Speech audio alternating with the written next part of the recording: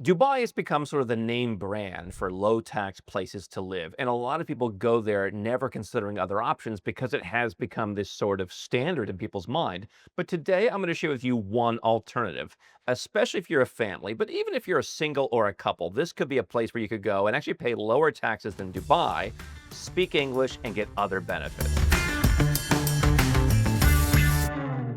What I've always told you for years is you want to know all your options. Clients come to us. We've helped people move to dozens of different tax-friendly countries over the years.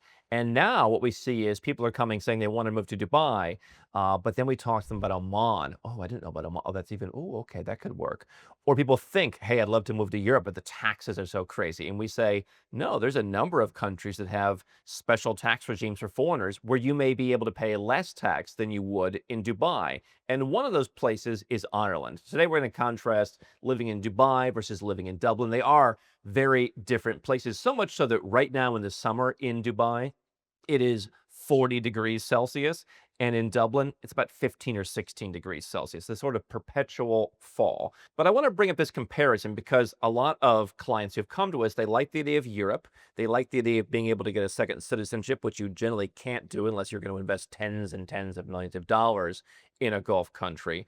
But they also like the proximity. They like the time zone and they like the English speaking nature. I've told you for years that people from Malaysia to Serbia speak really good English, and that is true. And many people do in Dubai as well. But if you want a native English speaking environment, some of those countries are difficult to move to. One of those countries quite well be the one that you're leaving. For me, the only one that's been geopolitically neutral, the only one that has a tax friendly policy for real, not just New Zealand pretending, is Ireland. And so, what people don't realize is if you want to live in an English speaking country with a closer time zone to Europe or North America, Ireland is really the only choice that you have. Now, obviously, you can live anywhere in Ireland, just as you could live anywhere in the UAE. You don't have to move to Dubai. You could live in Abu Dhabi, Fujairah, Ras Al Khaimah, whatever. Dublin, you could live in Cork, you could live out in the countryside somewhere. The first thing that people should consider is the taxes. If you're an entrepreneur in the UAE today, you're generally going to be paying about 9% tax on that business. Now, if you're an investor, if you hold Bitcoin, if you're just earning capital gains, you may be able to keep that at zero. You're not going to pay very much more in Ireland, but investors, there's more of a case for Dubai. If you're an entrepreneur, I'm not arguing that 9% isn't worth it if you like the lifestyle. But again, let's have a fair comparison. Yes, people in Ireland who have a job are paying up to 52% tax. Insanity. However, Ireland's non-dom program allows you to live in Ireland, have your company based somewhere else, and only remit, generally speaking, the money that you would pay yourself as a salary. So it's a more complicated structure. You may have an Irish company that pays you some kind of salary on which you pay standard tax, but that salary could be a very small percentage of what your company actually makes. And so you're paying something, you're contributing to society that is important to plenty of people. But you might pay 20, 30, 40, 50,000 euros a year in tax versus if you go to Dubai, not only do their companies now generally have this 9% tax that nobody in the UAE incorporation industry wants to talk about. It's coming in. If you make any kind of money at all, it's already there. And they have rules that you can't simply incorporate somewhere else. It's not that easy. Whereas in Ireland, yeah, put your company in the Cayman Islands, put your company in Hong Kong, put your company wherever, and then live in Ireland as a non-dom. Let's say you make $1 million a year. In Ireland, maybe you'd take $100,000 out as a salary, pay a blended rate somewhere in the high 30s. Let's call it, $38,000 in tax. That's 3.8% versus $1 million in a UAE company. You take out that same $100,000 salary. You're going to get the salary tax free, but you're going to pay a blended rate of about 8.1% on the rest. So not a huge difference, but the difference is Ireland's more scalable. You make $5 million, becomes a different equation. And what frustrates me about not Dubai itself, but some of the people that promote it is, oh, just take it all as salary. Yeah, the tax authorities in countries, including the UAE, have figured out all the little cheap gimmicks and tricks that you think you're so smart that you can just pay no tax. It's 9% tax in the UAE if you run any kind of serious business. And so you can get that down if you're making millions of dollars a year, potentially to 1% living in Ireland. The other thing is, if you have income from royalties or certain dividends, Ireland could be much more advantageous. For example, if you earn dividends from stocks in the US or many European countries, those rates could be reduced for an Irish tax resident. Same thing for royalties from books, from music. Punitive in the UAE, particularly when coming from the US because of the lack of a US UAE tax treaty. There is a treaty between the US and Ireland, and therefore, those more passive forms of income, that's where your money comes from, could be much lower taxed. The other thing that you get in Ireland that you don't get in the UAE is a path to citizenship. Now, I might tell a client, listen, live in the UAE, you like the lifestyle, you like the warmth, maybe that time zone's better for you. Sure, you're going to pay a lot less tax than you're paying now. 3.8 versus 8.1, no big deal. But what I might say is if you need a second passport, and I believe everybody needs a second passport and even a third passport. So, hey, we'll go to a Caribbean country, for example, and we're going to spend $250,000. That's $250,000 that's basically being added to the tax bill because in exchange for those taxes you're paying in Dubai, you're not getting a path to citizenship. There is, generally speaking, no naturalization in the UAE. Yes, Kevin O'Leary and others have been given citizenship. I read somewhere if you invest $40 to $50 million or more and they like you, they might give you citizenship. But that's not the same thing that you're going to get in Ireland, where you spend 4 years living in Ireland for some majority, perhaps even plurality, depending on your situation at the time. And then you generally spend your fifth year never leaving the country, very little.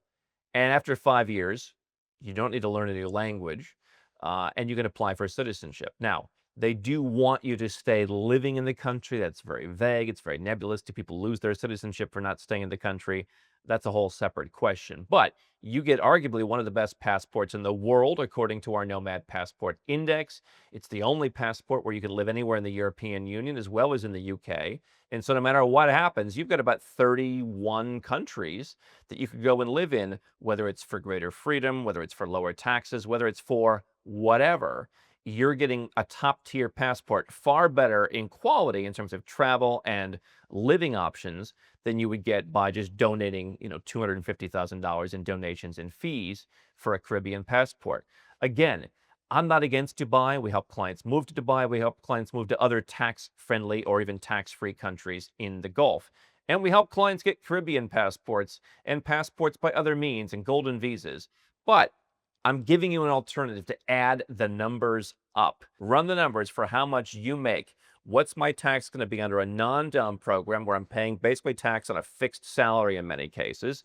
Now, your situation could be different, but for many people, they're just going to have their company running overseas and they're going to pay the fixed salary. They're going to structure their VETs properly to where, again, they're going to pay somewhere in the five figures. Compare that to the endless scalability of 9% minus your salary in the UAE, plus any cost to get a second passport. I don't care if you're American, or I don't care if you're German or Norwegian or Australian, you need a second passport. The West is heading in the wrong direction. And so if you don't have a claim to some other passport through ancestry, for example, or you can't get a paper residence, you're going to be getting a passport likely through investment if you live in a tax-friendly country with low immigration options. And so just add that into the cost. One thing that I think families might like about Ireland that I think is different from the US, Ireland's the one place that I go. Very rarely does somebody come up to me. Anywhere else in the world that I go, people come up. There's something about the Irish culture, like leave people alone. Rosie O'Donnell, whether you like her or not, she commented when she moved to Ireland, people are just very subtle. Oh, yeah, yeah, I like your show. Oh, yeah, thank you. And I think that, privacy is something that's underrated these days. It's something that's very much frowned upon in much of Europe these days. Well, how come your affairs can be private? And there is something a little bit different about Ireland. And so there's a lot of places in Europe that I wouldn't want to live. We've talked for years about Eastern Europe, but I'm not moving for the taxes, for anything else, France, Germany, any of those. I'm not going to go there. I think for an English speaker, Ireland has something to offer. It is cooler weather, but you know what? Being able to get citizenship in a country that has plenty of fresh water, for example, again, being in a country that's basically stayed out of NATO and all those alliances and actually have a different geopolitical view, such as towards Palestine, that is a bit of a diversification. Now, if you're American or Canadian, getting an Irish passport isn't really diversifying your portfolio that much. It's expanding your options of where you can live dramatically, right? Because if you're an American, you can live in one country. If you're Irish, you can live in, as I said, about 30 different countries. You can move around based on whatever you need. There are some cultural differences. I mean, in Dubai, once you get deeper into the culture, people are very open, very warm, very caring. I found that in the Gulf region in general. I'm a believer in Muslim countries. I think that I, quite frankly, feel pretty comfortable. Whether it's Malaysia, where we host Nomad Capitalist Live, whether it's in Oman or the UAE, I feel good. Ireland, it is more of a rules culture, more of a boundary-focused culture. People adhere to those rules. For someone who's just, totally not wanting any rules, that's not the place to go. And yet, neither is Dubai. So there's a comparison of two places. One that you realized was tax friendly, but might not have realized how it's not as tax friendly as it used to be. And another that you might have never thought of. Two very different animals, worth your consideration. If you'd like our help in going through these and all the other options out there, you go to nomadcapitalist.com/apply. What we've done is built a network of people around the world. For example, in Ireland, we had someone call, I believe it was 50 different tax experts that we wanted to interview and talk to for potentially helping our clients. 4 of them understood the assignment, and 2 of them were willing to help us. And from that, we chose one who actually understands the kind of clients that we work with. That's what we do to build a network of experts, and you get the results of that. And we can help you move to Ireland and make sure you tick all the boxes for what you need to do, as well as how do you leave your country and get out of their tax net?